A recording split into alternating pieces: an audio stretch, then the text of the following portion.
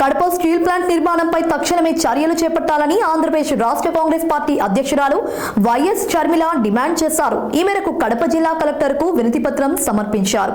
ఈ సందర్భంగా ఆమె మాట్లాడుతూ కడప స్టీల్ ప్లాంట్ వైఎస్ఆర్ సంకల్పమని గుర్తు చేశారు.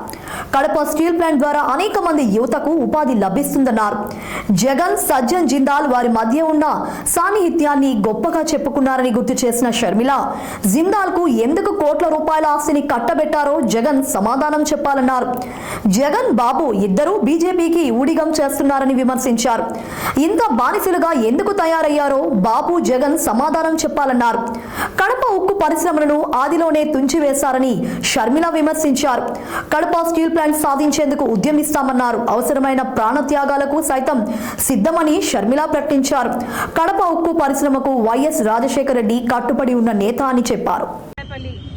ఆయన ఇంటికి వెళ్ళడం ఇవన్నీ చూస్తుంటే నిజంగానే జగన్మోహన్ రెడ్డి గారికి, జిందాల్ గారికి చిత్తశుద్ధి ఉంది స్టీల్ ప్లాంట్ పట్ల. ఇక వేగంగా స్టీల్ ప్లాంట్ కట్టేస్తారు, పూర్తయిపోతుంది అని అందరం అనుకున్నాం. కానీ అసలు విషయం జిందాల్ గారు, జగన్ గారు ఇద్దరూ కలిసి కాదంబరి అనే ఒక మహిళని ఎలా కట్టడి చేయాలి అని స్కీములు వేసుకున్నారు అని ఇప్పుడు అర్థమవుతుంది. మామూలు స్కీములు కాదు, ప్లాన్లు కాదు, మాస్టర్ ప్లాన్. ఒక ఆడదాన్ని ఒక్కదాన్ని చేసి స్కీములు వేసి మాస్టర్ ప్లాన్లు వేసి ఆమెను తొక్కడానికి చూశారు.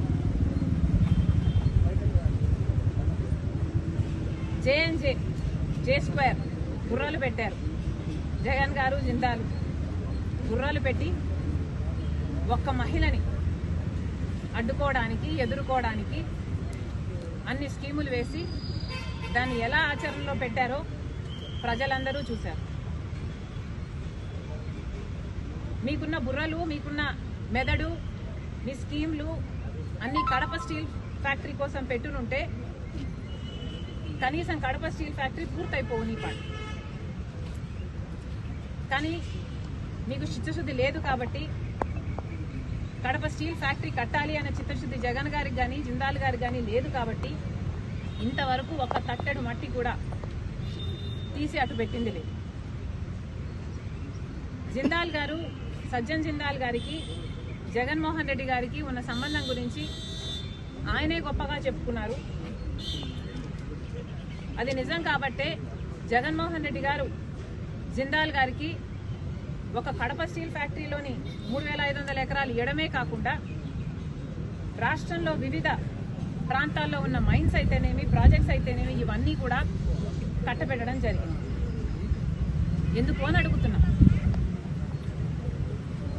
జిందాల్ గారు మన రాష్ట్రానికి ఏం చేశారు కాబట్టి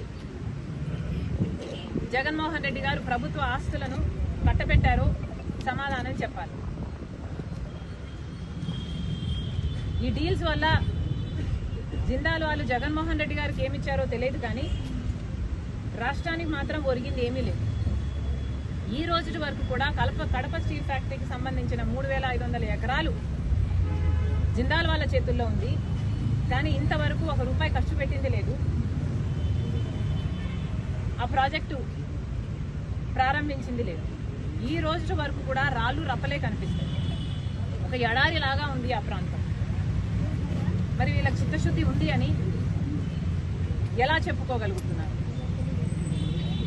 బీజేపీ పార్టీ 10 సంవత్సరాలుగా అధికారంలో ఉన్న పార్టీ, 10 సంవత్సరాలుగా ప్రత్యేక హోదా గురించి అయితేనేమి, విభజన హక్కుల్లో మనం ఏ ఒక్కటైనా నెరవేర్చకుండా వెన్నుపోటు పొడుస్తూనే ఉన్నారు, మోసాలు చేస్తూనే ఉన్నారు. అయినా మహిళ, నాకు తెలిసి, నేను కనుక్కుంటే నాకు తెలిసిన విషయం, ఆవిడ ఒక డాక్టర్ అని, ఇంటర్నేషనల్ ఇన్స్టిట్యూట్స్కి రీసెర్చ్ పేపర్స్ కూడా రాసింది అని, ఒక అకంప్లిష్డ్ ఉమెన్ అని, ఆమె యాక్టింగ్ ఫీల్డ్లోకి వచ్చి ఒక యాక్ట్రెస్ అవుదాం అనుకున్నారని నాకు అర్థమైన విషయం. అలాంటి ఆవిడ నన్ను ఎక్స్ప్లాయిట్ చేశారు అని ఒక కేసు పెట్టబోతే అది పెద్ద మనిషి సమాజంలో ఆర్థికంగా బాగా గట్టిగా స్ట్రాంగ్గా ఉన్నవాడు కాబట్టి తొక్కాలని చూశాడు అని నాకు అర్థమైంది. కానీ ఒకటి ఆలోచన చేయండి, నిజంగానే కాదంబరి అనే ఆవిడ రిసీవ్ చేయాలనుకుంటే, నిజంగానే మోసం చేస్తునింది ఆయనను అనుకుంటే, అన్ని డబ్బులున్నవాడు ఒక 50 కోట్లు 100 కోట్లు ఆవిడకిచ్చి ఆవిడ నోరు మూపించి ఉండగలడు. కానీ ఆవిడ ఏ ప్రెషర్కు లొంగకుండా నాకు న్యాయమే జరగాలి అని నిలబడిన దానికి ఎంత ఘోరంగా ఆవిడ్ని తొక్కాలని చూశారు. వాళ్ళ తల్లిని తండ్రిని, వాళ్ళు కూడా చిన్నవాళ్ళు కాదు. తండ్రి ఏమో నేవీ ఆఫీసర్ అట, తల్లేమో రిజర్వ్ బ్యాంక్లో మంచి పొజిషన్లో పనిచేసిన ఆవిడట. అలాంటి వాళ్ళని కూడా జైల్లో పెట్టి, ఈమెను కూడా జైల్లో పెట్టి ఎంత దారుణంగా వీళ్ళ పవర్ను దుర్వినియోగం చేసి ఐఏఎస్ ఆఫీసర్లతో సైతం 15 మందో 20 మందో ప్లెయిన్లో వెళ్ళి హుటాహుటిన ఆమెను ఇక్కడ తీసుకొచ్చి అరెస్ట్ చేయడం అన్నది ఇది అన్యాయమే కాదు, ఇది వికెట్, ఇది క్రూవల్. నన్నే గనక తనొచ్చి సాయం చేయమని కోరమంటే, కొట్లాడమంటే తప్పకుండా కొట్లాడతాం అన్ మై పర్సనల్ కెపాసిటీ. ఎందుకంటే తనకు అన్యాయం జరిగింది అని స్పష్టంగా అర్థమవుతుంది కాబట్టి. జగన్మోహన్ రెడ్డి గారు కూడా సమాధానం చెప్పాలి. మీరు అధికారంలో ఉన్నారు, ఐపీఎస్ ఆఫీసర్లు మీ చేతుల్లో ఉన్నారు. మరి అలాంటప్పుడు మీకు తెలియకుండానే మీ ఆఫీసర్లు సజ్జన్ జిందాల్కు సాయం చేయబోయారా? సజ్జన్ జిందాల్కు మీకు ఉన్న సాన్నిహిత్యం సంబంధం గురించి సజ్జన్ జిందాల్ గారే చెప్తున్నారు. మరి మీ ఫ్రెండ్ను కాపాడడానికి మీరు ఇంతగా దిగజారిపోతారు అని నేనైతే ఊహించలేదు. అసెంబ్లీలో నిలబడి జగన్మోహన్ రెడ్డి గారు చెప్పిన మాట, నాకు 2 కూతుర్లు ఉన్నారు, వాళ్ళకు అన్యాయం జరిగితే ఎలా ఉంటుందో నాకు తెలుసు అని చెప్పిన వాడు, పక్కన ఇంకొక ఆడబిడ్డకు అన్యాయం జరుగుతుంటే, తన హక్కుల కోసం కొట్లాడుతుంటే తప్పుడు కేసు పెట్టించి, ఒక ఫోర్జరీ కేసు కోసం ఆలోచన చేయండి. ఎవరైనా ఒక ఫోర్జరీ కేసు కోసం 15 మంది ఐపీఎస్ ఆఫీసర్లు అంతవరకు వెళ్ళి అరెస్ట్ చేసి తీసుకొస్తారా? దీని మీద ఎంక్వైరీ జరగాలి. జగన్మోహన్ రెడ్డి గారు కూడా సమాధానం చెప్పాలి. మేడం, ఒక విషయం మేడం,